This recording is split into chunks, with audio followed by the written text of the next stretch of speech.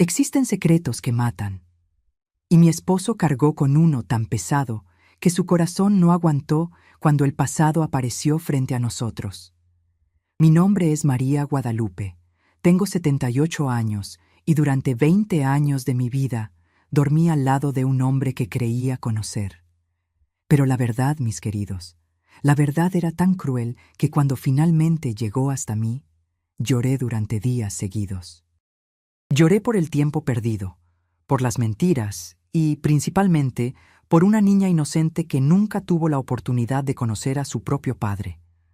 Antes de continuar contando esta historia que cambió mi vida para siempre, les pido de corazón que presionen el botón de me gusta aquí abajo, se suscriban al canal Diario de la Abuela para no perderse los próximos videos y me cuenten en los comentarios desde dónde me están viendo. Me encanta leer cada uno de sus mensajes. Me da fuerza para seguir compartiendo estas historias. Ahora sí, voy a comenzar desde el principio, desde el día exacto en que todo empezó a derrumbarse, aunque yo aún no lo sabía. Era un sábado de marzo de 1973. Yo tenía 31 años y estaba casada con Humberto hacía 8 años. 8 años que yo consideraba bendecidos, felices, tranquilos. Vivíamos en una casita sencilla, en la Colonia del Valle, en la Ciudad de México. Nada de lujos, pero era nuestro rinconcito, ¿saben? Humberto trabajaba como contador en una oficina del centro de la ciudad. Salía todos los días a las 6 de la mañana con traje y corbata. Regresaba a las 6 de la tarde. Hombre puntual, trabajador, respetado en su trabajo. Yo me quedaba en casa cuidando a nuestros 2 hijos. Carlitos tenía 6 años, Rosita tenía 4. 2 niños traviesos, llenos de energía, que llenaban nuestra casa de alegría. Yo pasaba los días entre ollas, lavadero, plancha y esa corrediza sabrosa de mamá que no para ni un minuto. Pero yo era feliz, o al menos eso creía. Humberto era un hombre callado, de pocas palabras. No era de esos esposos cariñosos que están haciendo cumplidos todo el tiempo o trayendo flores para la esposa. No. Era serio, medio cerrado, pero yo nunca desconfié de nada. Pensaba que simplemente era su forma de ser. Él cumplía con las obligaciones de la casa, traía el dinero a fin de mes, no tomaba, no jugaba, no daba motivos para desconfiar. Para mí, eso ya era más que suficiente. En aquella época no esperábamos mucho romance, no, mija. Esperábamos respeto, responsabilidad y que el hombre sostuviera la casa. Y en eso, Humberto era impecable. Él tenía 40 años en 1973, un hombre guapo, debo decir, alto, cabello negro, siempre peinado con brillantina, bigote bien recortado. Usaba lentes de armazón negro, esos lentes cuadrados que todos usaban en la época. Tenía un aire serio, de persona confiable. Las vecinas siempre comentaban, «Guadalupe, qué suerte tienes de tener un esposo tan responsable, tan correcto». Y yo asentía llena de orgullo. Pero había algo en él que siempre me intrigó un poquito, ¿saben? Él nunca, pero nunca, jamás, hablaba de su familia. Decía que sus padres habían muerto cuando él era joven, que no tenía hermanos, que había crecido solo. Cuando nos casamos, en 1965, no hubo nadie de su familia en la boda, solo mis padres, mis hermanos, mis tíos. De su lado, vacío. Me parecía extraño, pero él siempre cambiaba de tema cuando yo preguntaba. Decía que era muy doloroso hablar del pasado, que prefería mirar hacia adelante, hacia nuestra familia, y yo, tonta, aceptaba. Hoy sé que debía haber insistido más. Tampoco tenía ninguna foto antigua de él, ninguna, ni de niño, ni de adolescente. Decía que había perdido todo en un incendio en la vecindad donde vivía antes de conocerme. Y yo le creí todo. Aquel sábado de marzo habíamos quedado de ir al tianguis por la mañana. Era nuestra costumbre. Todos los sábados, bien temprano, íbamos al tianguis del barrio a comprar verduras, frutas, carne para el domingo. Los niños se quedaban con mi mamá y esas 2 horitas en el tianguis eran casi un paseo para mí. Era el momento en que salía de casa. Conversaba con los marchantes. Veía gente diferente. Recuerdo que desperté tempranito ese día. Hice café, arreglé a los niños y los llevé a casa de mi mamá, que vivía a 3 cuadras de nuestra casa. Regresé. Humberto ya estaba listo, con pantalón de vestir y camisa blanca, manga larga. Era de esos que nunca salían de casa en ropa deportiva, ni los fines de semana, siempre bien arreglado. El tianguis era una alegría, puesto de jitomates, lechugas, plátanos, naranjas, el olor del pescado fresco mezclado con el olor de las quesadillas fritas, gente gritando, ofreciendo mercancía. «¡Órale la naranja, güerita! 3 kilos por 1 peso». Fuimos pasando despacio. Yo iba escogiendo las cosas, poniéndolas en la bolsa del mandado. Humberto iba a mi lado, callado, como siempre, cargando la bolsa más pesada. Compramos todo lo que necesitábamos: jitomates, papas, cebollas, lechuga, espinacas, plátanos, naranjas, un pollo entero para la comida del domingo. Gastamos casi todo lo que él había separado para el tianguis de esa semana. Cuando terminamos, ya era casi mediodía. El sol estaba fuerte, ese calor de marzo en la Ciudad de México, que no es ni verano ni otoño, pero quema igual. Estábamos regresando a casa, caminando por la avenida Insurgentes.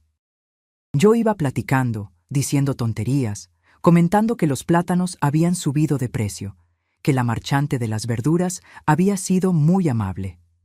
Humberto iba callado, solo escuchando, como siempre. De repente, se detuvo. Se detuvo en medio de la banqueta así, de un momento a otro. La bolsa que cargaba casi se le cayó de la mano. Yo también me detuve, lo miré. Pensé que se le había olvidado algo en el tianguis. «Humberto, ¿olvidaste algo?» Él no respondió. Estaba mirando fijamente hacia adelante, hacia el otro lado de la calle, mirando con una expresión que yo nunca había visto en su rostro. Una mezcla de miedo, de asombro, de pánico. Los ojos desorbitados detrás de los lentes, la boca entreabierta. Blanco, mija. Se puso blanco como el papel. Yo seguí su mirada. Traté de ver lo que él estaba viendo. Del otro lado de la calle había una mujer. Una mujer como de 40 y tantos años, delgada, morena, cabello recogido en un chongo, vistiendo un vestido azul claro de bolitas blancas. Ella también estaba parada, mirando hacia nosotros, o mejor dicho, mirando hacia él.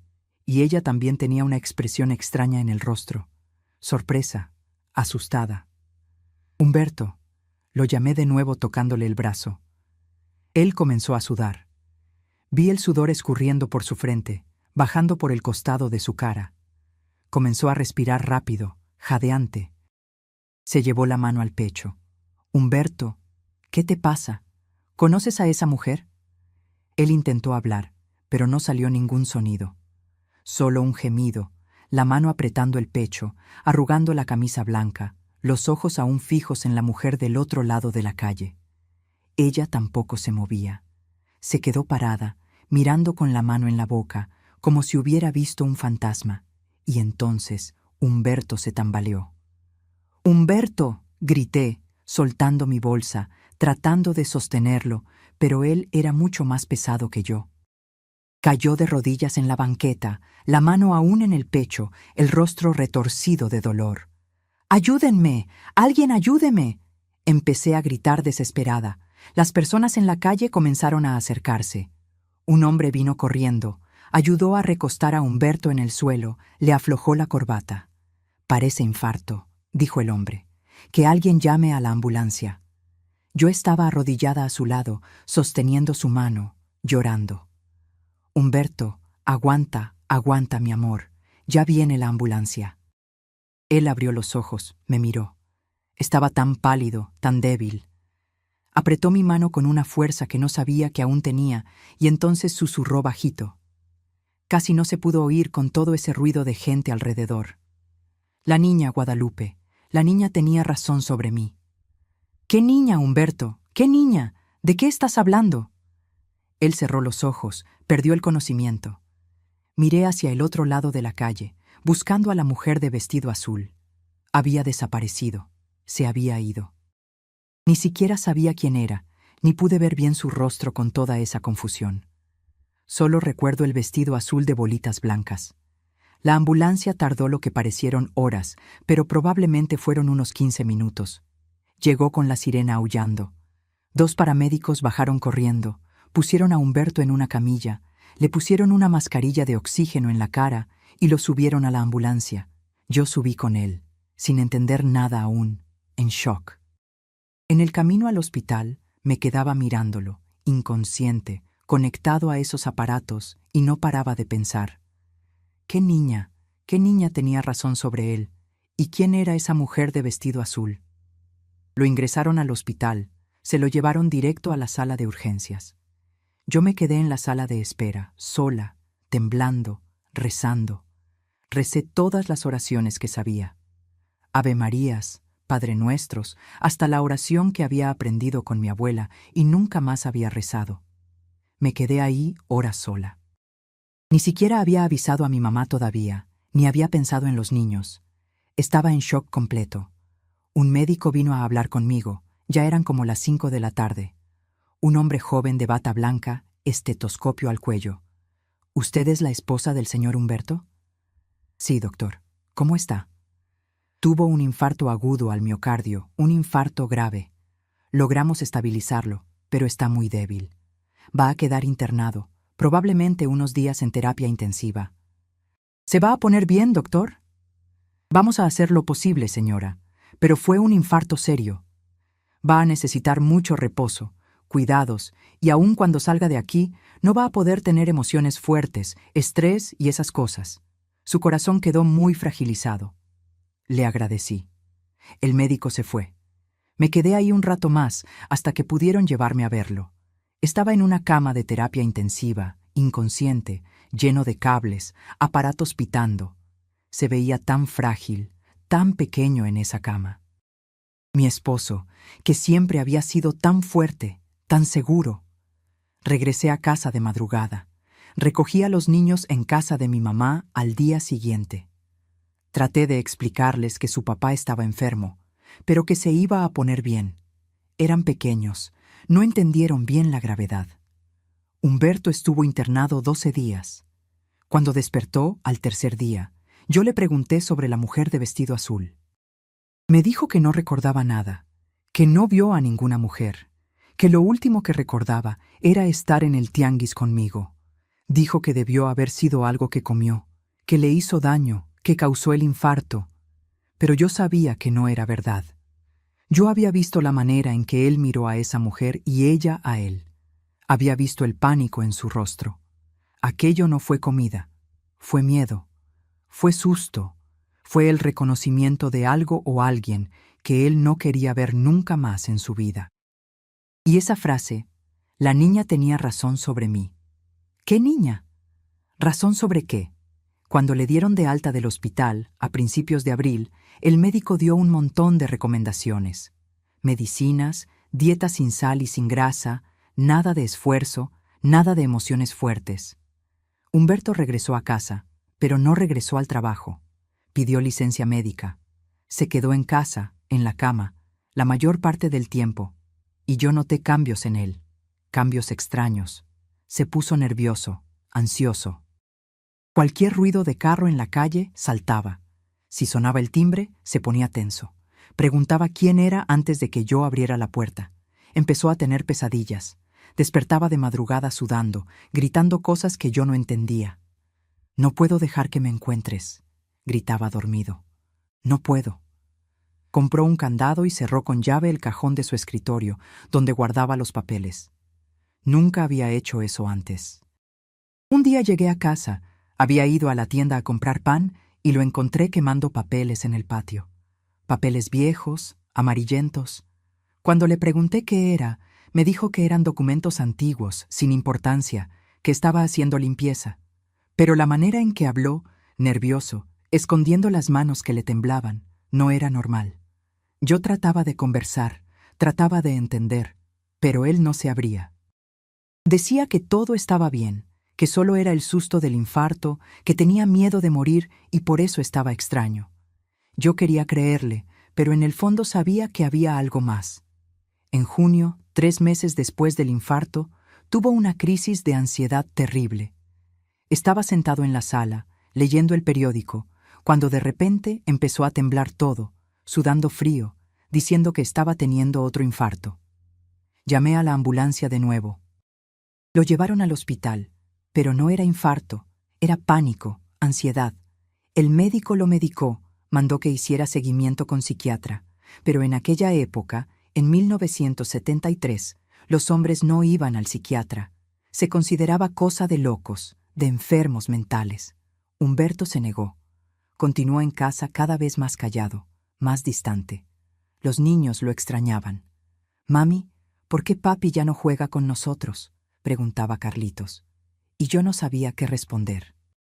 A finales de agosto, un lunes por la mañana, desperté y Humberto no estaba en la cama.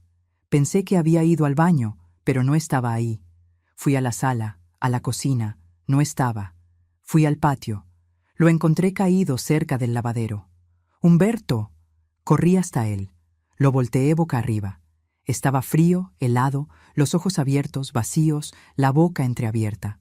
Había muerto solo en medio de la madrugada. Otro infarto. El médico que vino a certificar el deceso dijo que probablemente fue fulminante, que ni siquiera tuvo tiempo de pedir auxilio. Mi esposo murió a los 42 años, dejándome viuda a los 31 con 2 niños pequeños. En el entierro, miré alrededor. Solo mi familia, algunas vecinas, algunos compañeros de la oficina donde él trabajaba. Nadie de su familia, porque él no tenía familia. O eso era lo que siempre había dicho. Esa noche, después del entierro, después de acostar a los niños, después de recibir el pésame de todo mundo, me senté en la cama que había sido nuestra durante 8 años y lloré. Lloré de tristeza, de rabia, de confusión, porque tenía la certeza absoluta de que mi esposo había muerto con un secreto tan pesado que literalmente lo mató. Y me juré a mí misma esa noche que algún día iba a descubrir la verdad, aunque me tomara el resto de mi vida. No sabía, mis queridos, que iba a tardar exactamente 20 años. 20 años hasta que esa mujer de vestido azul tocara a mi puerta y revelara quién era realmente Humberto. Y cuando me contó, deseé nunca haberlo descubierto. Después de que Humberto murió, mi vida se volteó de cabeza. No era solo el dolor de perder al esposo, no.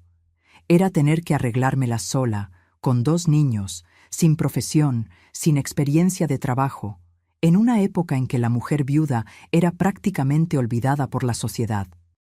La pensión que recibí era una miseria. La oficina donde Humberto trabajaba pagó unos 3 meses de salario como indemnización, nada más. El IMSS me daba una pensión que apenas alcanzaba para pagar la renta de la casa. Tuve que moverme rápido, porque si no íbamos a pasar hambre. Empecé haciendo costuras en casa. Mi mamá me había enseñado a coser cuando yo era joven. Entonces sabía hacer bastilla de pantalón, pegar botones, arreglar ropa rota. Regué la voz en el vecindario de que hacía arreglos. Al principio aparecía poca cosa. Un pantalón aquí, un vestido allá, pero el boca en boca fue corriendo y pronto estaba con trabajo todos los días.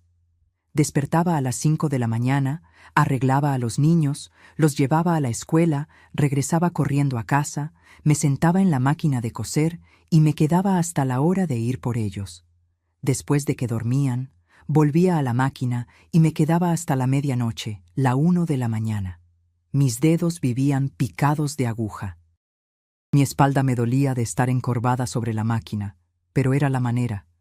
Tenía que sobrevivir. Carlitos y Rosita crecieron viéndome trabajar como loca. Crecieron sin padre, sin lujos, sin nada más allá de lo básico. Pero yo trataba de darles cariño, atención, aunque estuviera muerta de cansancio. Los domingos, que era el único día que paraba un poco, íbamos a misa por la mañana y por la tarde los llevaba al parque. No había dinero para cine, para nevería, para esas cosas, pero el parque era gratis. Ellos jugaban, corrían y yo me sentaba en una banca observando, pensando en la vida. ¿Y saben en qué pensaba en esos días? En esa mujer de vestido azul, en esas palabras, La niña tenía razón sobre mí. No podía sacármelo de la cabeza. Era algo que me carcomía por dentro, como un bicho royendo. Como 2 meses después del entierro, cuando ya estaba un poco más recuperada del shock, resolví buscar alguna pista. Empecé por el cajón que él había cerrado con candado. Tuve que forzar el candado con un desarmador, porque él se había llevado la llave en el bolsillo y fue enterrado con la ropa. Cuando lo abrí, encontré solo papeles de su trabajo. Recibos de nómina viejos, recibos, unas anotaciones de contabilidad, nada personal, nada que explicara nada. Busqué en su armario, en la ropa, en los bolsillos. Encontré 2 cajetillas de cigarros, delicados vacías, un peine roto, algunas monedas, nada más. Busqué debajo del colchón, detrás de los muebles, dentro de los cajones de la cocina. Busqué hasta dentro de las ollas, dentro de los frascos de los alimentos. Nada. Humberto había limpiado cualquier rastro de su pasado o nunca había traído nada a la casa. Llegué incluso a ir a la oficina donde trabajaba, a hablar con su jefe. El señor Manuel, un español bajito y panzón, me recibió con educación. Doña Guadalupe, mis condolencias. Humberto era un excelente empleado, muy competente, muy responsable. Señor Manuel, ¿usted conocía a mi esposo desde hace cuánto tiempo? Ah, déjeme ver. Él entró aquí en 1967, entonces unos 6 años. ¿Usted sabe de dónde venía antes de trabajar aquí? El señor Manuel se rascó la cabeza. Mire, él dijo que había trabajado en Puebla en una oficina de contabilidad allá, pero no recuerdo el nombre. ¿Por qué, doña Guadalupe? Solo curiosidad. Mentí. No quería que nadie pensara que estaba desconfiando de mi propio esposo muerto. Regresé a casa sin respuestas. Puebla. ¿Será que era verdad? ¿Será que realmente había trabajado allá? ¿O era otra mentira más? Los meses fueron pasando, se convirtieron en años. Carlitos y Rosita creciendo, mi rutina de costura, cuentas que pagar, ropa que lavar, comida que hacer. La vida no se detiene, ¿verdad? Por más que uno esté sufriendo, el mundo sigue girando, los niños siguen con hambre, la renta sigue venciendo. Entonces uno se traga el dolor y sigue adelante. En 1975, 2 años después de su muerte, Carlitos hizo la primera comunión. Rosita se puso celosa. Quería hacer también, pero aún era pequeña. Yo cosí la ropita blanca de Carlitos, hice una fiesta sencilla en casa, invité a mi familia, miré a mi hijo de traje blanco, todo arregladito, y pensé, Humberto debería estar aquí para ver esto. Y junto con ese pensamiento vino la rabia. Rabia de que hubiera muerto tan joven. Rabia de que hubiera guardado secretos. Rabia de estar sola. Hubo una época en 1976 que casi desistí de descubrir cualquier cosa. Pensé, ¿para qué remover el pasado? Murió, se acabó, déjalo quieto. Pero no podía. Era más fuerte que yo. Cada vez que veía a una mujer morena de vestido azul en la calle, mi corazón se aceleraba. Me quedaba mirando, tratando de ver si era ella, pero nunca lo era. Una vez, en 1977, estaba en el camión regresando del centro, donde había ido a comprar hilo de coser. Subió una mujer morena, como de 40 y tantos años, cabello recogido. Se sentó cerca de mí. Me quedé mirando de reojo. ¿Será ella? Después de 4 años, ¿será que la reconocería? Tomé valor y pregunté, «Disculpe molestar, ¿pero usted vivió aquí en la del Valle?» La mujer me miró con cara de asombro. «No, señora. Siempre he vivido en la Narvarte». «¿Por qué?» «Ah, nada. Pensé que la conocía de algún lugar». Me encontró extraña, se quedó callada el resto del camino y yo me quedé sintiéndome ridícula. Estaba buscando fantasmas. Los años 80 llegaron. Carlitos se convirtió en adolescente. Empezó a dar trabajo como todos los muchachos de esa edad. Quería salir con los amigos, jugar fútbol hasta tarde. Empezó a fijarse en las muchachas. Rosita se estaba volviendo señorita, empezando a arreglarse, a preocuparse por la ropa, por el cabello. Yo continuaba en mi máquina de coser, pero ahora también hacía vestidos por encargo, no solo arreglos. Mejoró un poco el ingreso. En 1982 logré comprar una televisión, una tele de segunda mano, blanco y negro, pero funcionaba bien. Los niños se pusieron contentísimos. Ahora podían ver novelas, fútbol, programas de concursos. A mí también me gustaba, lo confieso. Después de un día entero de trabajo, sentarme en el sofá y ver una novela era mi momento de descanso. ¿Pero saben qué pasaba? A veces pasaba alguna escena en la novela, algún personaje con secreto, alguna revelación del pasado. Y yo pensaba en Humberto, pensaba en su secreto. Y esa herida que yo pensaba que estaba cicatrizando se abría de nuevo. Hubo un año, creo que fue 1984, que fui al registro civil a tratar de conseguir algún acta antigua de Humberto. Acta de nacimiento, algo.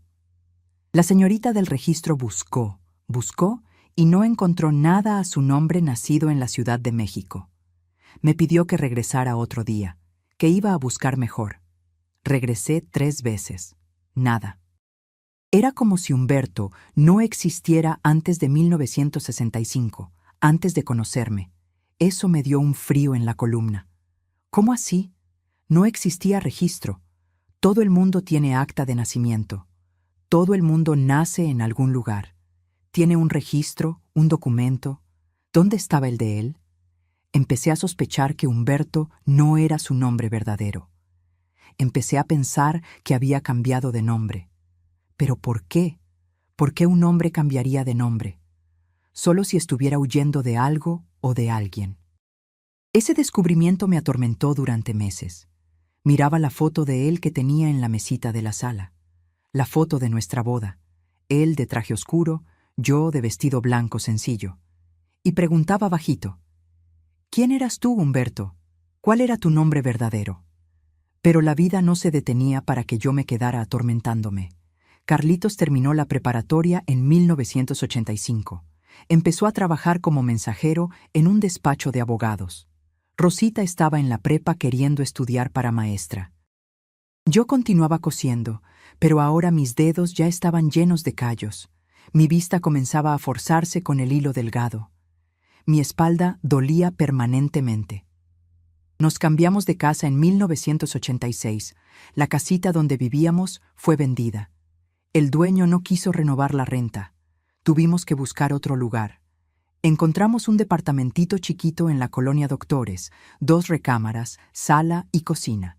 Era diminuto, pero era más barato que una casa y tenía la ventaja de estar en un edificio más seguro.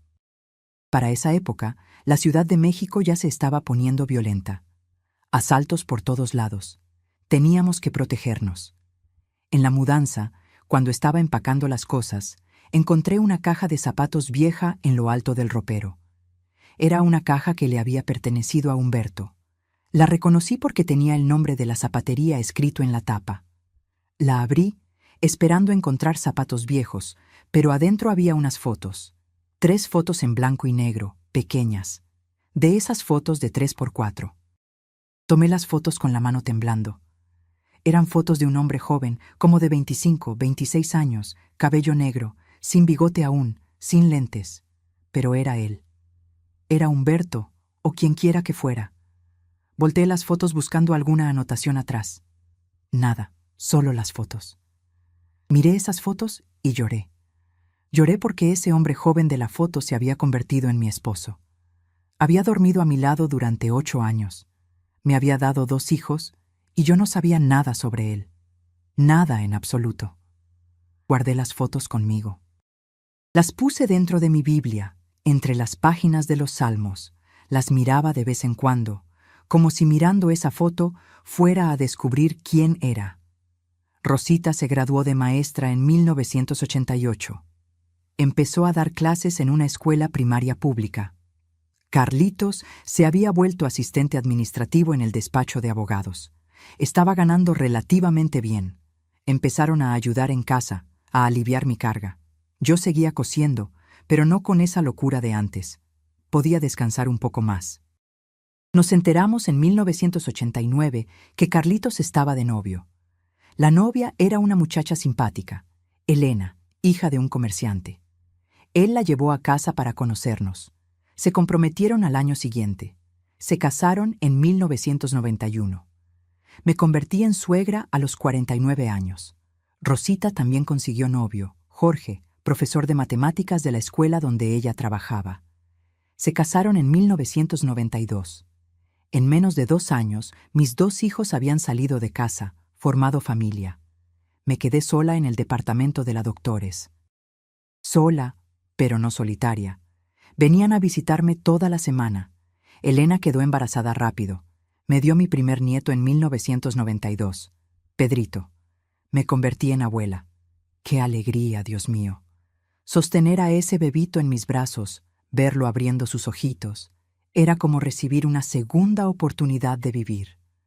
¿Pero saben qué pensaba cuando sostenía a mi nieto? Pensaba que Humberto se había perdido todo esto. Se había perdido ver a sus hijos crecer, casarse, tener hijos. Había muerto a los 42 años con un secreto tan terrible que lo mató. Y yo pensaba, ¿será que en algún lugar existe otra abuela sosteniendo a un nieto y pensando en el hijo que Humberto podría haber sido? ¿Será que existe una familia que él abandonó? Porque ya había llegado a esa conclusión con el pasar de los años. Humberto había tenido otra vida antes de mí. Había cambiado de nombre, había huido de algo. Y esa mujer de vestido azul lo sabía. Ella lo conocía del pasado. Y cuando se vieron ese día, después de tantos años, el shock fue tan grande que su corazón no aguantó. Pero, ¿quién era esa mujer? ¿Qué había hecho Humberto? ¿Cuál era el secreto? En 1993, yo ya tenía 51 años. Ya no tenía esa esperanza ardiente de descubrir la verdad. Me había conformado de cierta forma. Pensaba que iba a morir sin saber, que me iba a llevar esa duda a la tumba conmigo. Fue una tarde de septiembre, un jueves. Recuerdo porque había ido al supermercado por la mañana y estaba guardando las compras cuando sonó el timbre. Miré por la mirilla. Era una mujer morena, cabello canoso, recogido en un chongo, vestido sencillo, café, como de 60 y tantos años, tal vez. Abrí la puerta con la cadena aún puesta por seguridad. ¿Sí? La mujer me miró y en ese instante yo supe. No sé cómo, pero supe. 20 años. 20 años había esperado y ella finalmente había venido. ¿Usted es María Guadalupe, viuda de Humberto? Mi corazón se disparó. Sí, ¿quién es usted? Ella respiró hondo. Estaba nerviosa. Se veía por las manos temblando. Mi nombre es Clotilde. Yo necesito hablar con usted sobre su difunto esposo, sobre quién era realmente. Quité la cadena. Abrí la puerta. Pase. Ella entró despacio, mirando alrededor, como si estuviera buscando algo o con miedo de algo. Se sentó en el sofá cuando le indiqué. Yo me senté en el sillón enfrente, las manos sudando frío. ¿Quiere un vaso de agua? Pregunté más por educación automática que por realmente importarme su sed. Lo que quería era que hablara de una vez. No, gracias.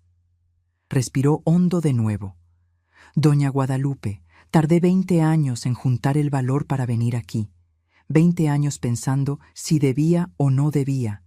Pero ahora necesito hablar. Necesito que alguien sepa la verdad. Y usted tiene el derecho de saber quién fue el hombre con quien se casó. Yo sé quién fue, dije tratando de mantener la voz firme, aunque con el corazón queriéndose salir por la boca. Fue mi esposo, padre de mis hijos. No, doña Guadalupe. Ella me miró a los ojos y lo que vi en esos ojos fue dolor. Dolor antiguo, profundo, que se había vuelto cicatriz, pero nunca había sanado de verdad. Usted no sabe, nadie sabía, solo yo y mi hija. Y ahí empezó a contar. Y el mundo se derrumbó por segunda vez en mi vida. Clotilde se quedó mirándome en silencio por unos segundos. Yo veía que estaba librando una batalla interna, decidiendo por dónde empezar, cómo contar una historia que había guardado durante tanto tiempo. Sus manos temblaban en su regazo. Entrelazó los dedos, apretó como si se estuviera sosteniendo para no desmoronarse. Doña Guadalupe, Su esposo no se llamaba Humberto. Empezó, y esas palabras cayeron en la sala como una bomba. Su nombre verdadero era Rodolfo. Rodolfo Fernández Silva. Nació en Puebla, estado de Puebla, en 1931. Me quedé paralizada. Rodolfo. Su nombre verdadero era Rodolfo. Aquello que ya sospechaba se confirmaba ahí, en la boca de esa mujer que no conocía. ¿Cómo sabe usted eso?, logré preguntar, la voz saliendo débil. Porque yo lo conocí en 1954. Yo tenía 22 años. Él tenía 23, y nosotros éramos novios, doña Guadalupe. El piso desapareció debajo de mis pies. Novios. Esa mujer había sido novia de mi esposo antes que yo, mucho antes que yo. Yo trabajaba como dependienta en una tienda de telas en el centro de Puebla.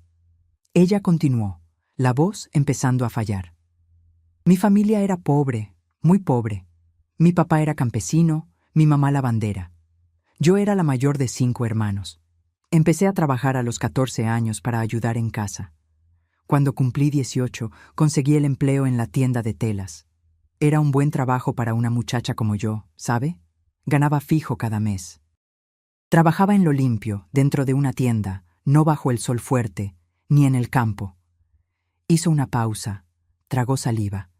Yo no dije nada, solo esperaba. Rodolfo, él apareció en la tienda en junio de 1954. Fue a comprar tela para que su mamá hiciera un mantel. Era un muchacho guapo, bien vestido, educado. Había estudiado hasta tercero de secundaria, lo que para la época era mucho. Trabajaba en una oficina de contabilidad. Era aprendiz de contador. Conversamos un poco ahí en el mostrador. Fue simpático. Volvió a la tienda la semana siguiente. Esta vez no compró nada, solo vino a platicar conmigo. Yo podía imaginar la escena. Un muchacho joven interesado en una muchacha bonita. Las cosas eran así en esa época. El noviazgo empezaba despacio, con respeto, con conversación en la puerta de la tienda, en el portón de la casa. Él empezó a buscarme a la salida del trabajo. Clotilde continuó.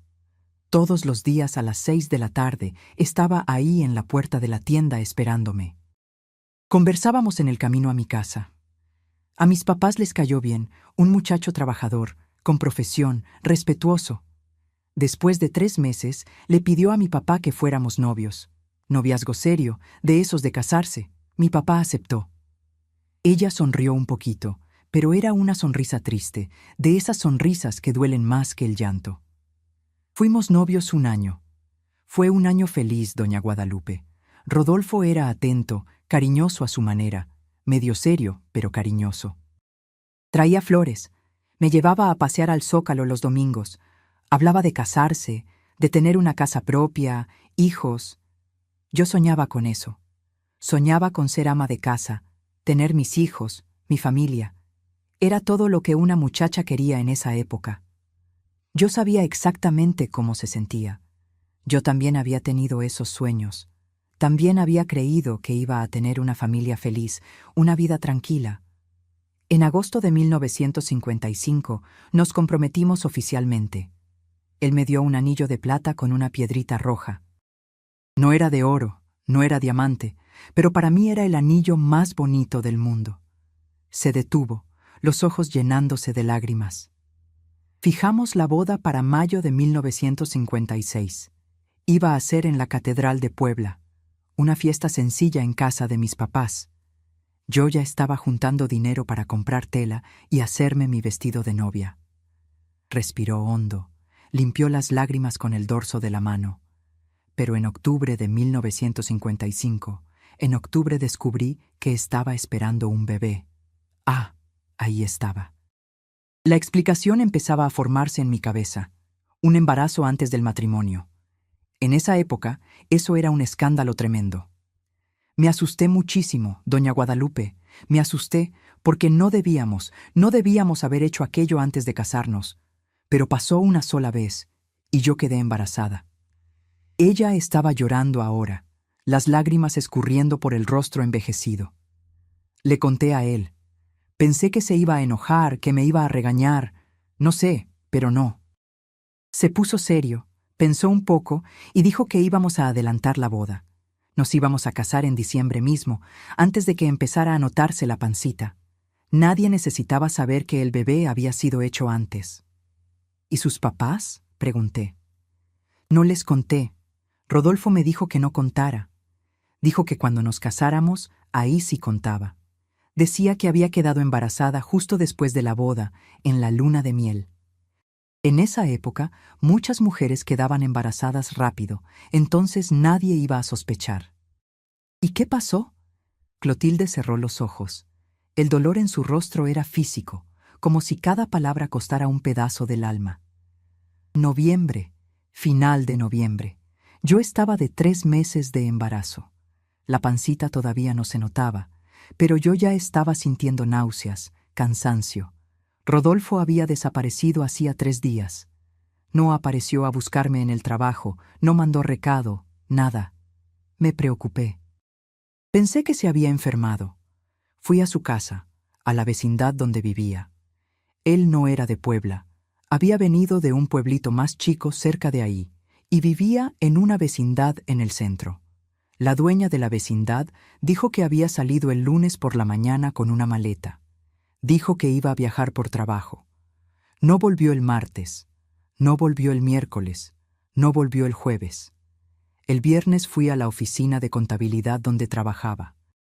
El jefe me dijo que Rodolfo había renunciado el lunes, de un momento a otro.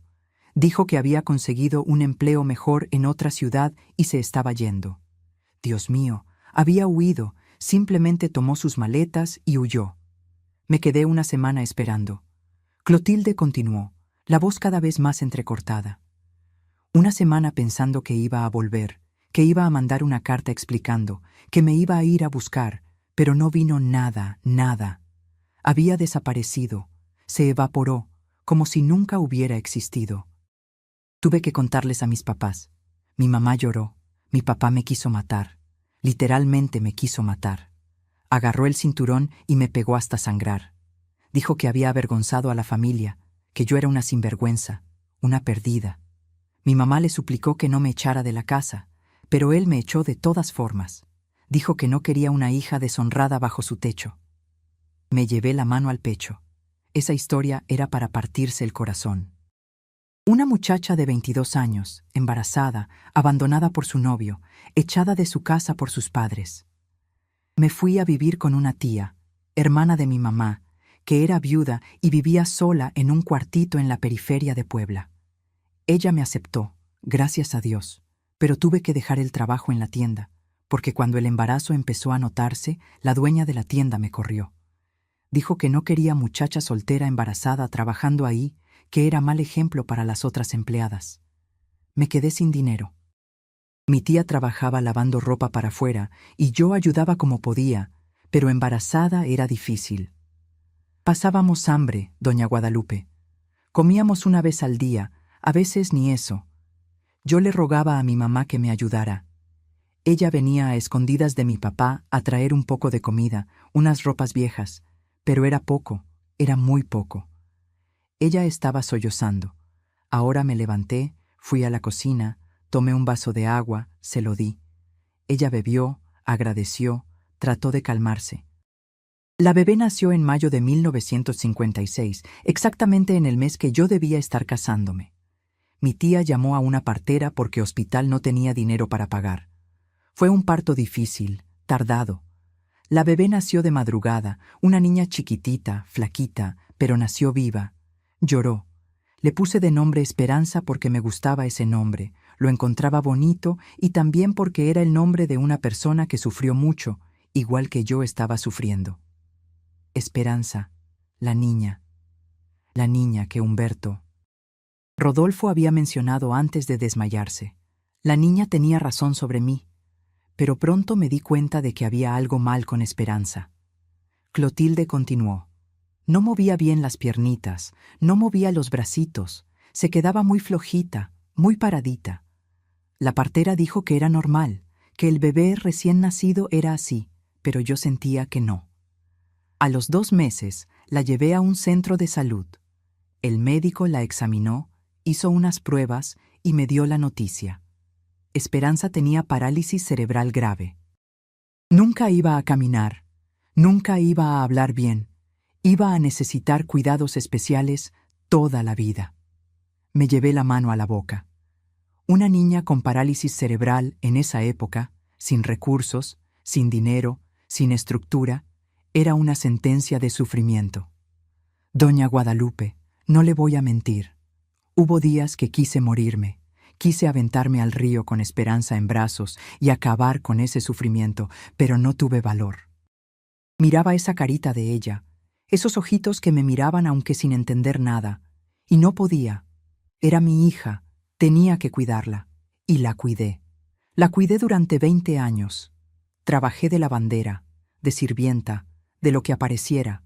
Cargaba a Esperanza en la espalda, amarrada con un rebozo mientras yo lavaba ropa en el lavadero público. Dormía 3, 4 horas por noche, porque ella no dormía bien, se quedaba inquieta, llorando.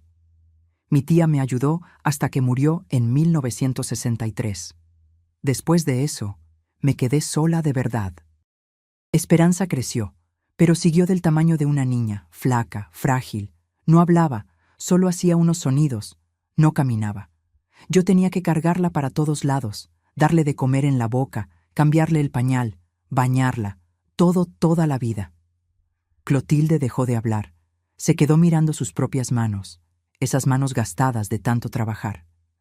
Y entonces llegó ese día, marzo de 1973. Yo estaba viviendo en la Ciudad de México hacía unos 2 años. Había venido para acá porque en Puebla ya no había trabajo. La situación estaba difícil.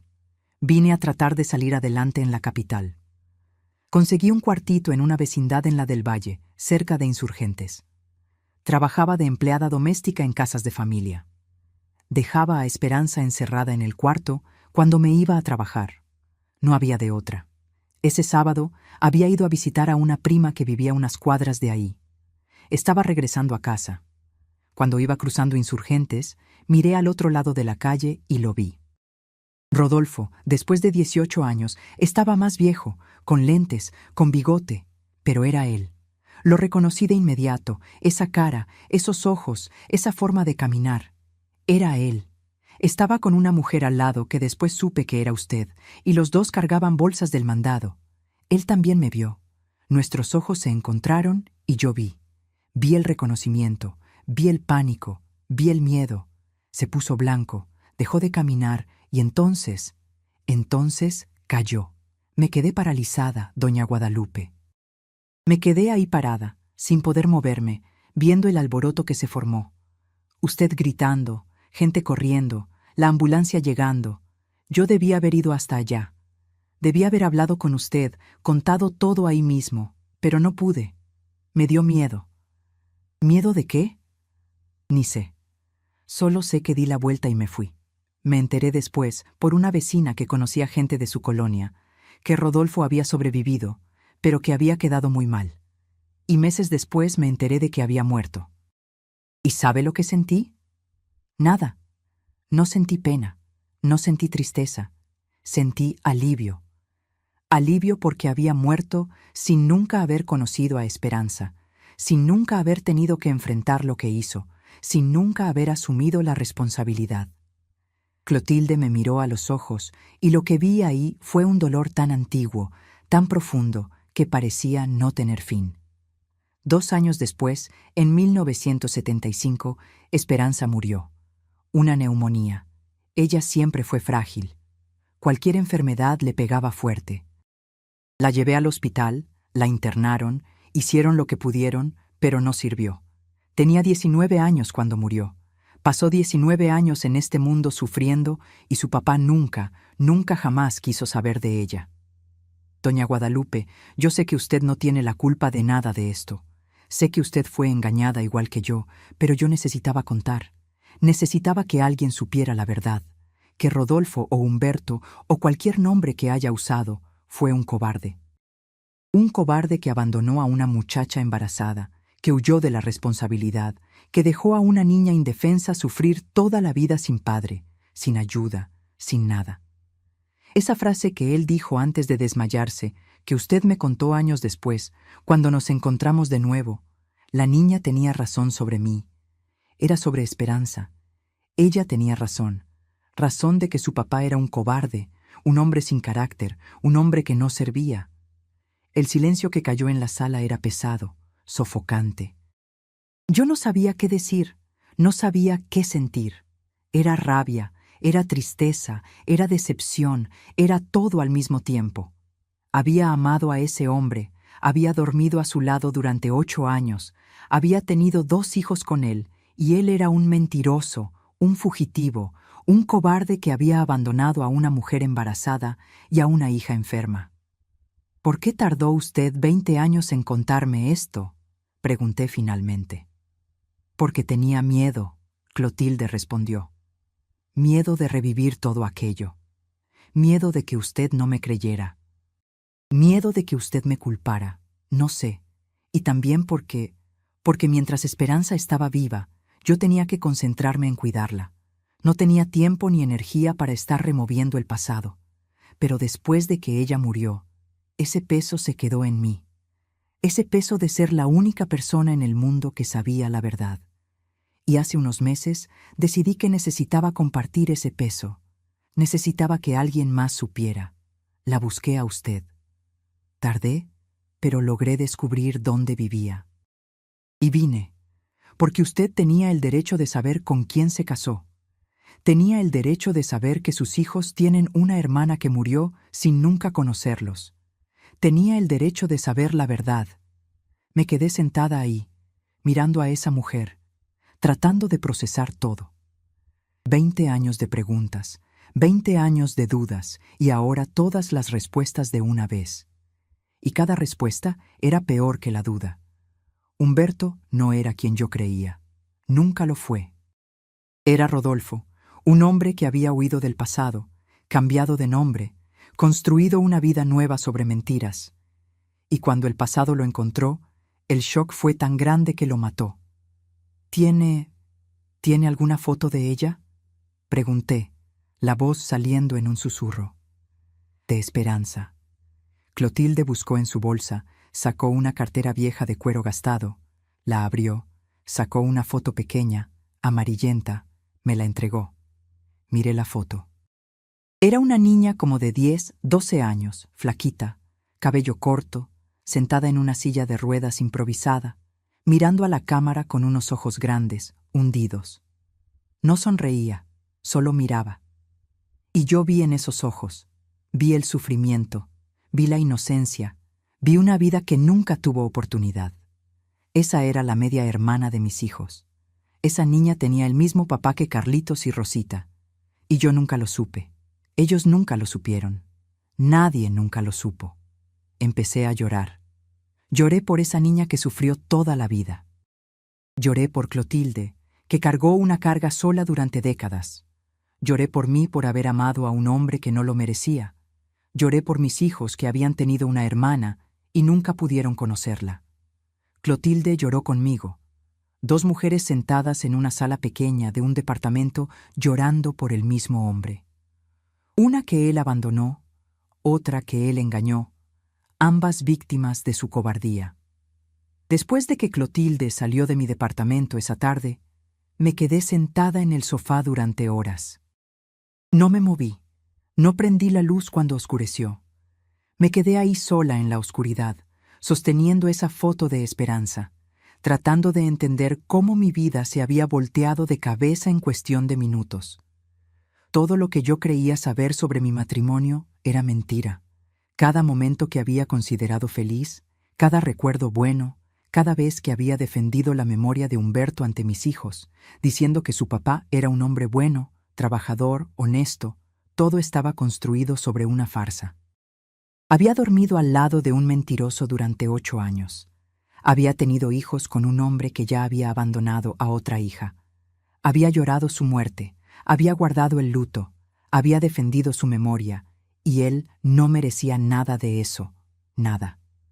Cuando miré el reloj, ya era casi medianoche. Me levanté del sofá, fui a la recámara, me acosté en la cama sin quitarme la ropa.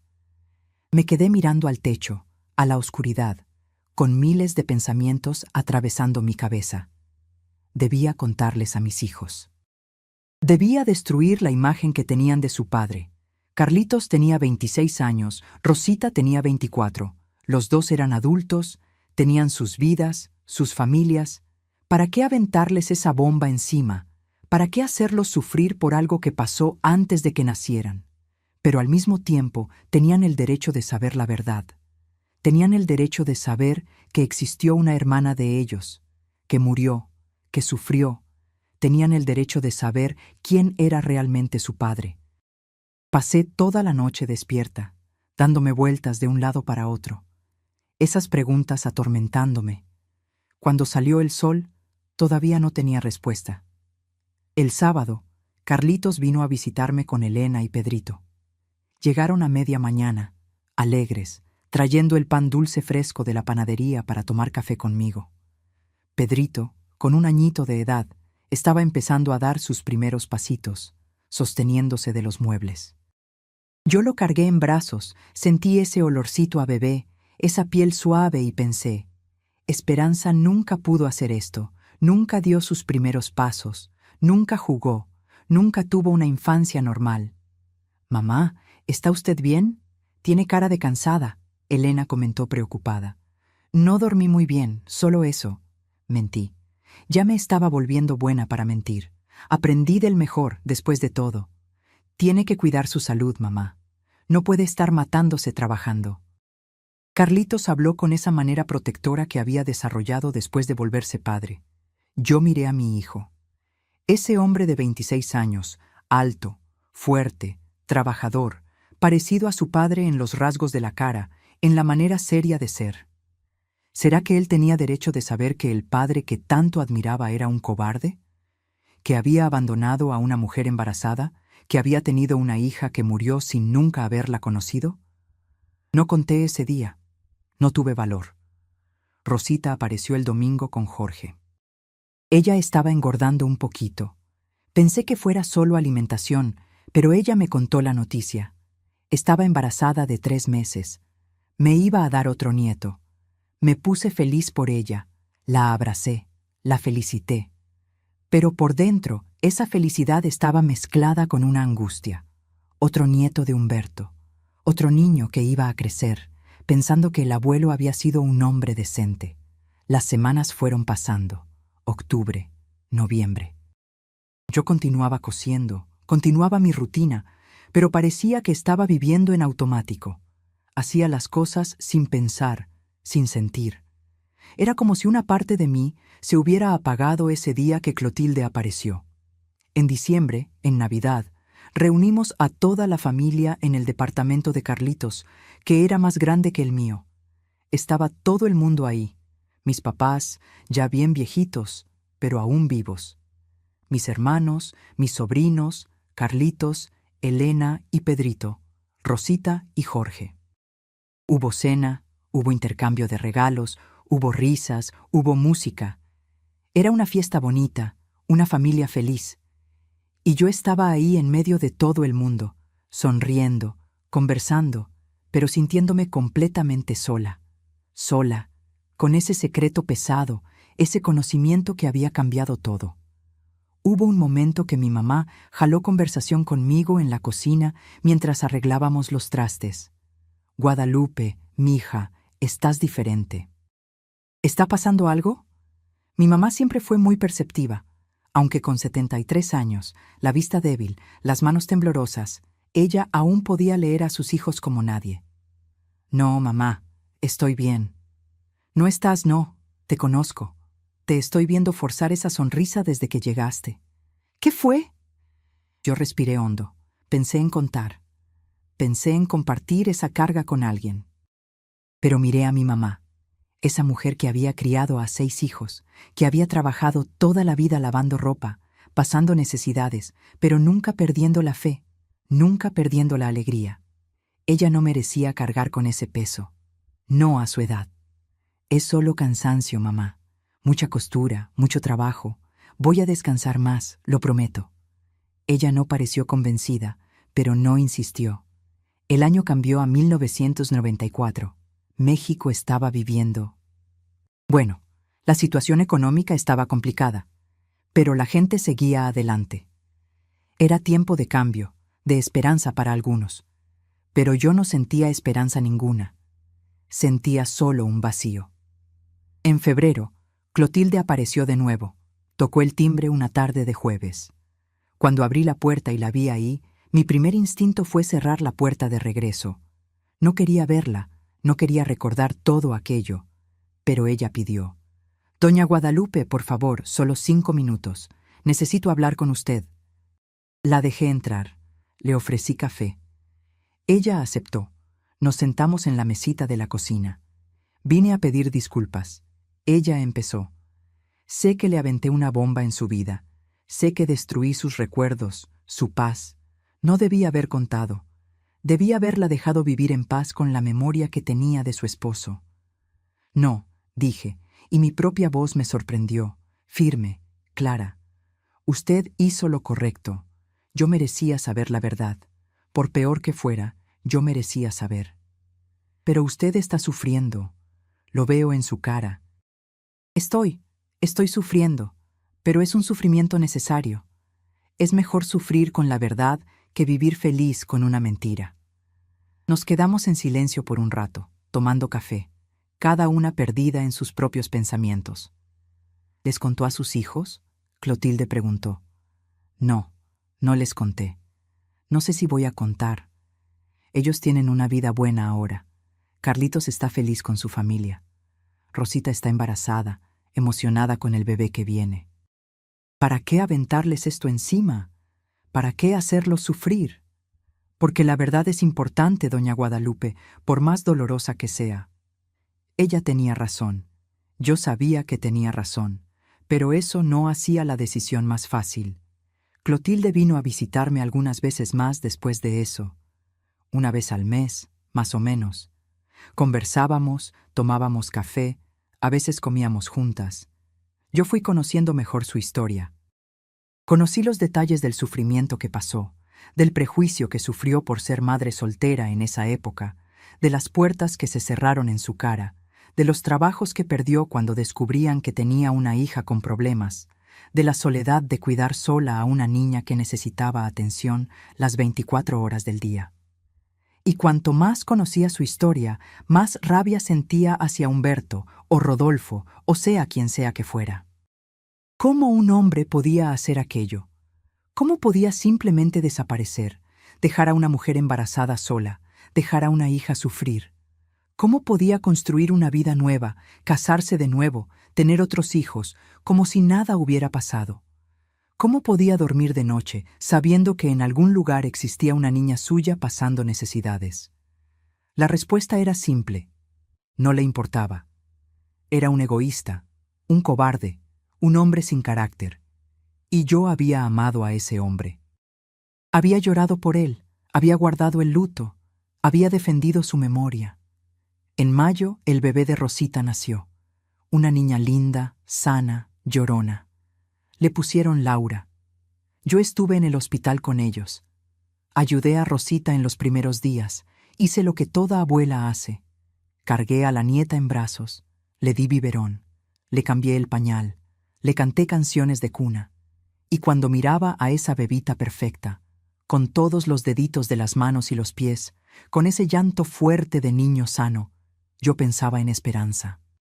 Pensaba en cómo ella no tuvo nada de esto, cómo ella nació ya condenada a una vida de sufrimiento, cómo ella nunca conoció el consuelo de una familia estructurada, el amor de un padre, la seguridad de tener a alguien para protegerla. Un día, mientras yo arrullaba a Laura para que durmiera, Rosita me preguntó: «Mamá, ¿crees que voy a ser una buena mamá?» «Ya eres una excelente mamá, mija. Pero tengo miedo, ¿sabes? Miedo de no poder, de hacer algo mal, de no ser suficiente para ella». Yo miré a mi hija, esa muchacha de 25 años, asustada con la responsabilidad que acababa de asumir, y pensé: ella tiene miedo de no ser lo suficientemente buena. Humberto ni siquiera se preocupó por intentar. «Rosita, el simple hecho de que te preocupes por eso ya demuestra que eres una buena mamá. Mamá mala no se preocupa. Mamá la abandona. Tú no vas a abandonar a tu hija, vas a estar aquí siempre. Y eso ya es más de lo que muchos niños tienen. Ella sonrió aliviada, y yo me guardé esa sonrisa en el corazón, porque al menos mis hijos, aun con un padre cobarde, se habían vuelto personas buenas. Personas que se preocupaban, personas que asumían responsabilidad. Los meses fueron pasando, se volvió 1995. Clotilde continuaba apareciendo de vez en cuando. Habíamos desarrollado una amistad extraña, construida sobre una tragedia compartida. Dos mujeres que habían sido engañadas por el mismo hombre, que habían sufrido por su culpa, que habían sobrevivido a pesar de él. Un día ella trajo una caja de cartón vieja, amarrada con mecate. «¿Qué es esto?», pregunté. «Son las cosas de Esperanza, las pocas cosas que ella tenía. Yo guardé todos estos años, pero creo que ya es hora de dejar ir». Abrí la caja. Dentro había algunas ropitas de bebé ya amarillentas por el tiempo. Un par de zapatitos diminutos, una muñeca de trapo desgastada, sin un ojo. Un cuadernito donde Clotilde había anotado las pocas palabras que Esperanza logró decir a lo largo de los años. Algunas fotos y un acta de nacimiento. Tomé el acta con las manos temblando. Leí: nombre: Esperanza Silva. Madre: Clotilde María Silva. Padre: no declarado. Cuando ella nació, yo quise poner su nombre. Clotilde explicó. Pero el oficial del registro civil dijo que si el padre no estaba presente, no se podía poner el nombre. Entonces, quedó solo el mío. Ella era solo mía. Legalmente, oficialmente, ella nunca tuvo padre. Miré esas cosas, esos restos de una vida corta y sufrida, y algo se rompió dentro de mí. Algo que había estado agrietándose poco a poco desde que Clotilde apareció, finalmente se rompió de una vez. Empecé a llorar. No ese llanto contenido, silencioso. Fue un llanto alto, desesperado, de sollozos que venían de algún lugar profundo. Lloré por todo, por Esperanza que nunca tuvo oportunidad, por Clotilde que sufrió sola, por mí que fui engañada, por mis hijos que habían tenido un padre mentiroso, por el tiempo perdido, por las ilusiones destruidas, por todo. Clotilde me abrazó y nos quedamos ahí, dos mujeres abrazadas en la cocina de un departamento pequeño, llorando juntas. Cuando finalmente me calmé, ella dijo: «Doña Guadalupe, no podemos dejar que ese hombre siga destruyendo nuestras vidas aún muerto. Ya hizo demasiado daño. Necesitamos seguir adelante de alguna forma». «¿Cómo?», pregunté. «¿Cómo seguimos adelante cuando todo en lo que creíamos era mentira? Construimos una verdad nueva, una verdad nuestra, una verdad que no depende de él». Esas palabras se quedaron conmigo. Una verdad nueva, una verdad nuestra. Fue en ese momento que decidí. Decidí que iba a contarles a mis hijos, no por las razones que Clotilde había dicho sobre que tenían derecho de saber, sino porque yo necesitaba dejar de cargar esa carga sola. Necesitaba compartir. Necesitaba que alguien de mi familia supiera quién era realmente Humberto. Preparé una comida en mi departamento. Invité a Carlitos, a Elena, a Rosita y a Jorge. Dejé a los niños con mi cuñada por unas horas. Dije que necesitaba hablar de algo importante con ellos. El domingo acordado, preparé una comida especial: arroz, frijoles, milanesa, ensalada, papas fritas. La comida que les gustaba desde chicos. Era como si estuviera tratando de endulzar lo que venía adelante. Comimos, conversamos sobre cosas triviales, el tiempo, el trabajo, los niños. Limpiamos la mesa, tomamos café. Y entonces dije: «Hay algo que necesito contarles sobre su papá». El ambiente cambió de inmediato. Carlitos y Rosita se miraron, se pusieron tensos. «¿Qué pasa, mamá?», Carlitos preguntó. Y yo conté todo. Sobre Clotilde, sobre Rodolfo, sobre el embarazo, sobre el abandono, sobre Esperanza, sobre la parálisis cerebral, sobre los 20 años de sufrimiento, sobre ese día en la calle cuando Humberto vio a Clotilde y tuvo el infarto, sobre la culpa que literalmente lo mató. Conté todo sin parar, sin pausar, porque sabía que si paraba no iba a poder continuar. Hablé mirando hacia abajo, hacia mis manos en mi regazo, porque no podía mirarlos a los ojos. Cuando terminé, el silencio que cayó en la sala era ensordecedor. Finalmente miré hacia arriba. Carlitos estaba pálido, las manos cerradas en puño sobre la mesa. Rosita estaba llorando, las lágrimas escurriendo silenciosas. Elena y Jorge estaban con la boca abierta, sin reacción. «Ustedes tenían una hermana», dije, la voz saliendo más débil ahora. «Una hermana que sufrió, una hermana que murió sin nunca conocerlos, y su papá fue el responsable de ese sufrimiento». «No lo creo». Carlitos habló con la voz temblorosa. «No creo que mi papá, que él hiciera eso. No era así. Era un hombre bueno, trabajador, responsable. Era un mentiroso, Carlitos, un cobarde que huyó cuando las cosas se pusieron difíciles». «¿Pero por qué?», Rosita preguntó entre sollozos. «¿Por qué hizo eso? ¿Por qué abandonó a esa mujer? ¿Por qué no asumió a su hija?» «No sé, Misha, solo él lo sabría». Y se llevó esa respuesta a la tumba. Carlitos se levantó de la silla, empezó a caminar de un lado para otro. «Entonces, todo lo que yo pensé sobre mi papá, todo era mentira. No era quien yo creía que era. No, no lo era». Rosita también se levantó, vino hasta mí, me abrazó. «Mami, ¿cuánto sufriste guardando esto sola? ¿Por qué no contaste antes?» «Porque no sabía cómo, porque yo también estaba tratando de procesar, porque no quería destruir la imagen que tenían de él. Pero ya está destruida, mamá». Carlitos habló con la voz dura. «Está destruida. Ya no puedo mirar esa foto de él en su casa y ver a un padre. Solo puedo ver a un cobarde». Y entonces él también empezó a llorar. Mi hijo de 27 años, ese hombre fuerte y serio, lloró como un niño.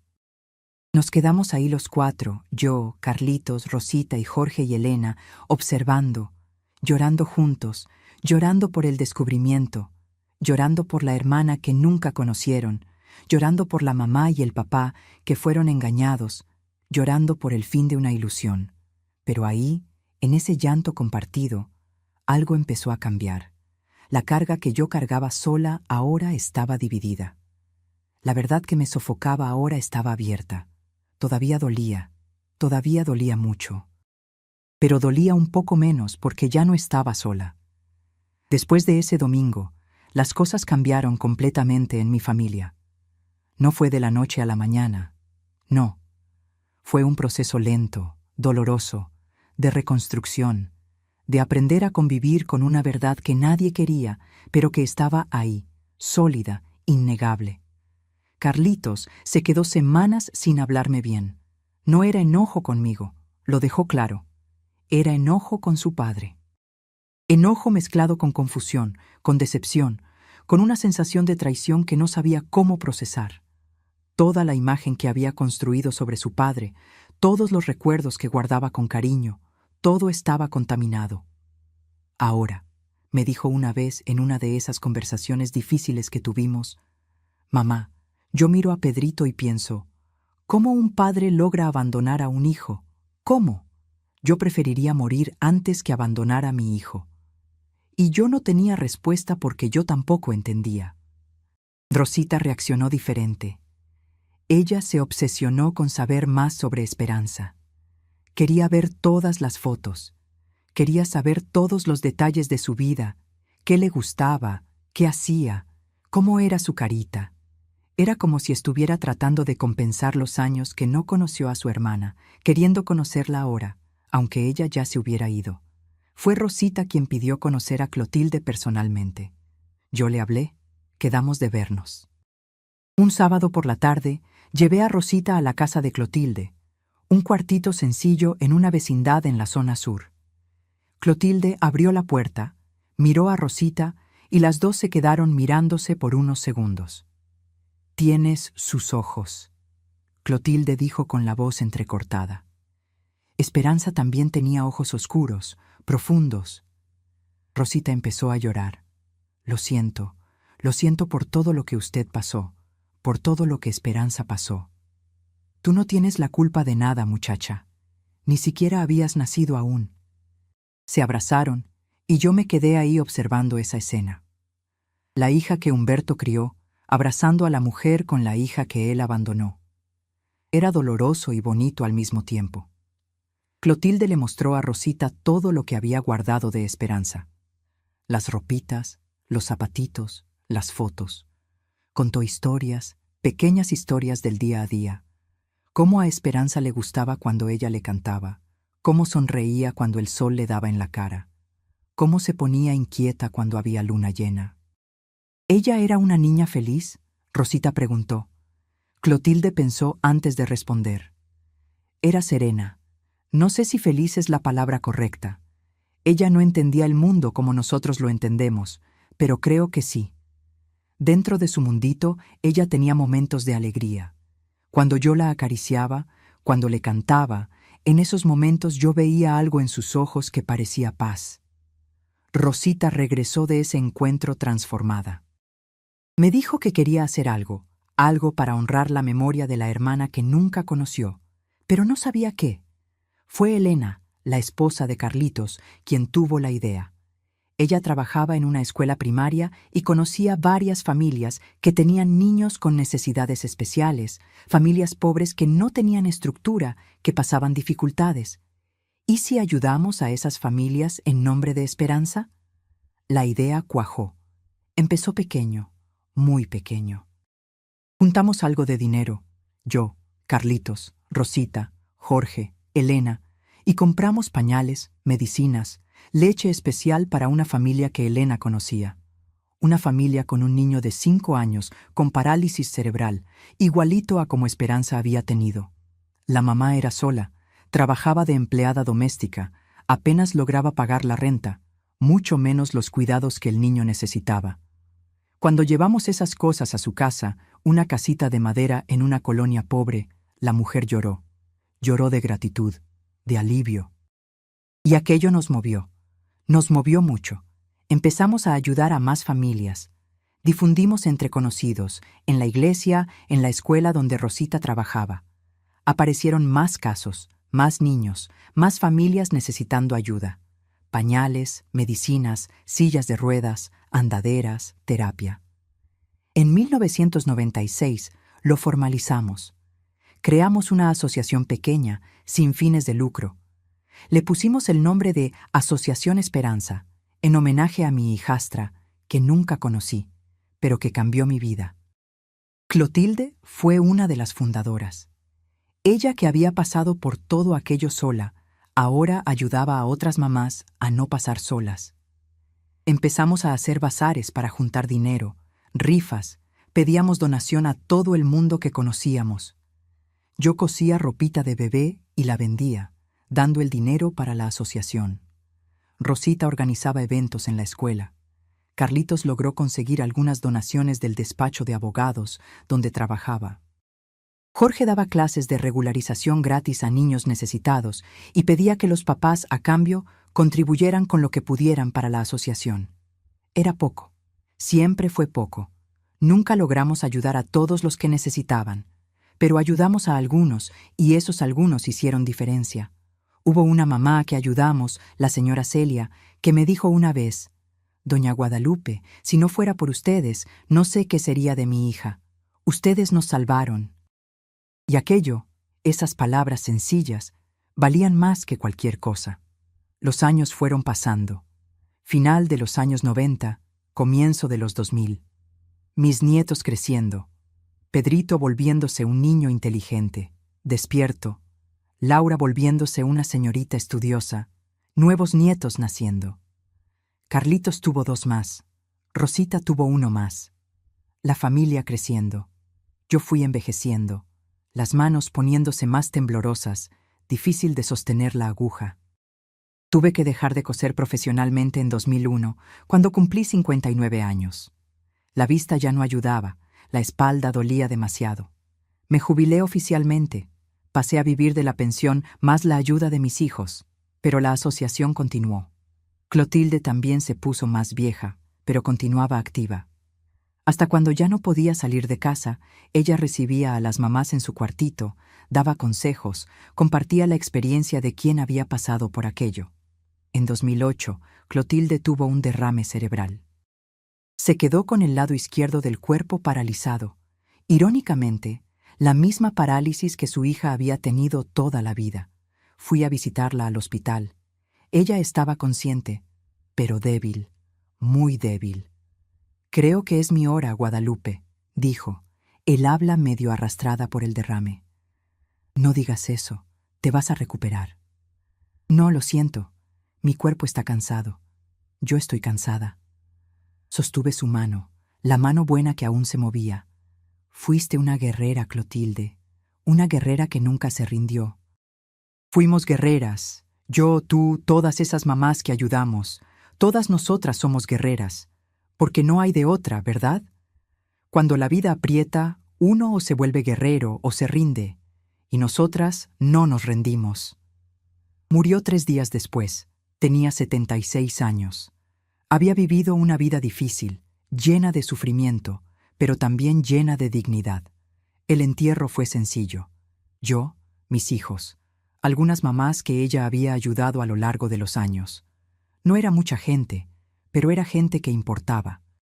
La enterraron en el mismo panteón donde estaba enterrada Esperanza, en tumbas cercanas, madre e hija, finalmente juntas de nuevo.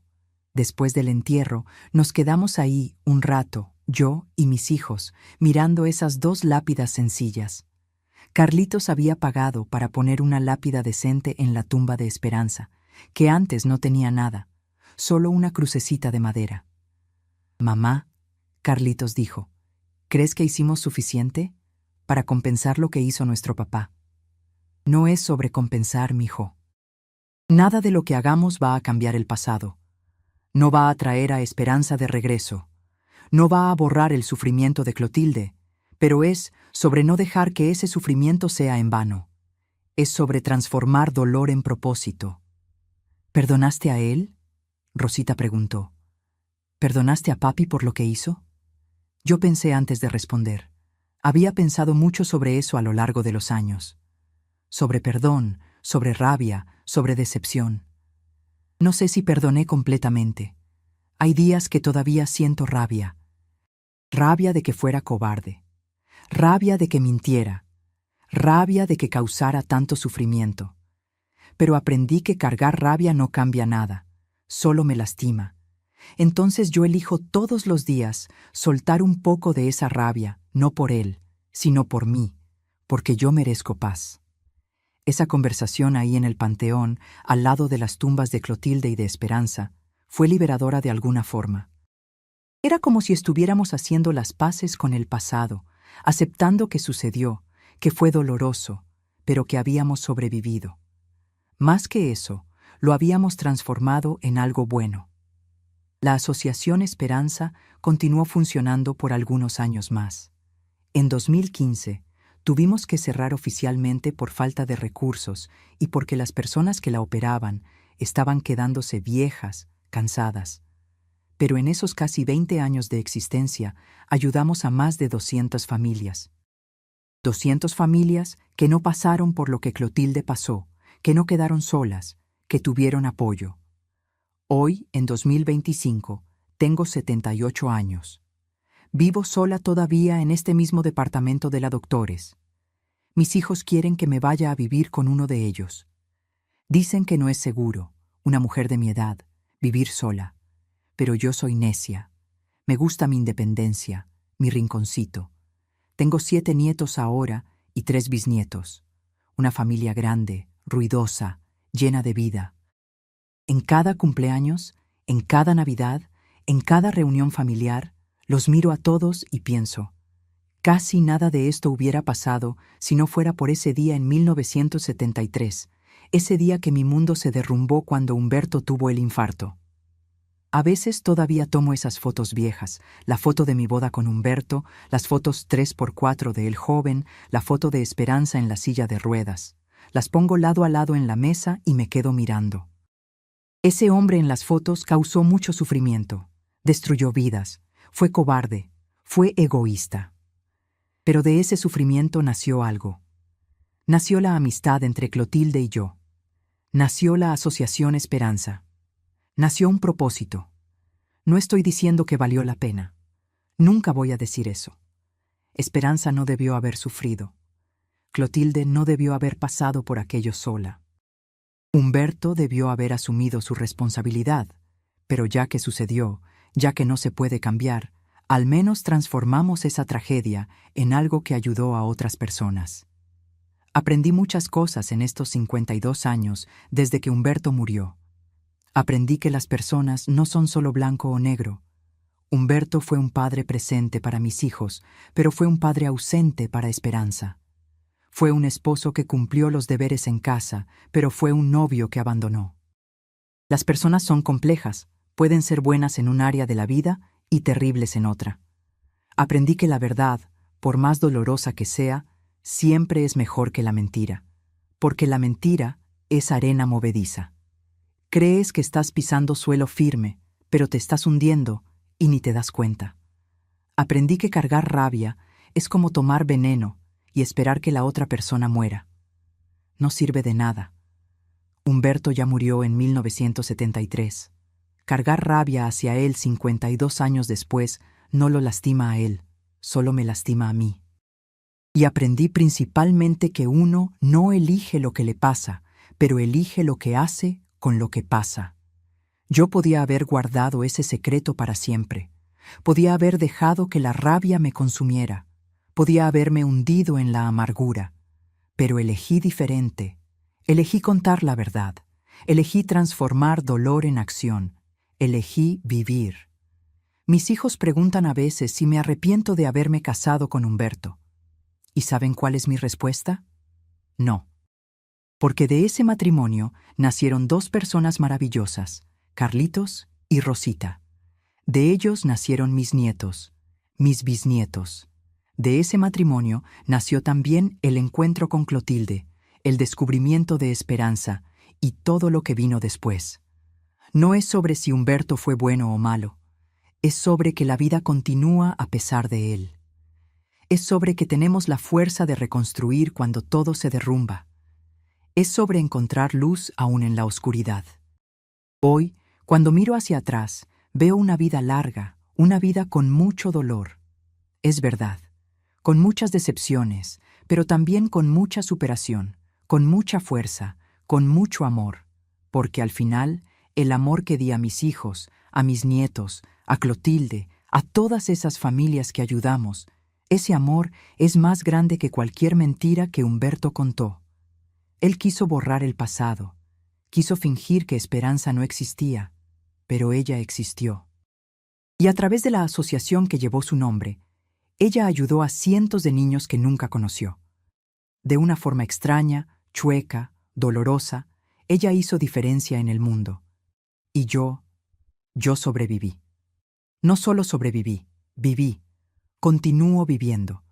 Despierto todos los días, tomo mi café, converso con mis hijos por teléfono, juego con mis nietos, veo la vida continuar y está todo bien. No es perfecto, nunca va a serlo, pero está todo bien. Si hay algo que quisiera dejarles a ustedes que me están escuchando, es esto. No importa lo que la vida les aviente a la cara, no importa qué secreto se revele, qué verdad salga a la luz, qué decepción tengan que enfrentar. Ustedes son más fuertes de lo que imaginan. Van a sobrevivir. Y más que eso, pueden transformar ese dolor en algo bueno. Pueden elegir no ser definidos por lo que les pasó, sino por lo que hicieron después. Nuestra vida no es sobre no caer, es sobre levantarnos cada vez que caemos. Es sobre reconstruir cada vez que se derrumba. Es sobre continuar cada vez que creen que ya no aguantan más. Yo caí. Caí fuerte, pero me levanté. Y si yo pude, ustedes también pueden.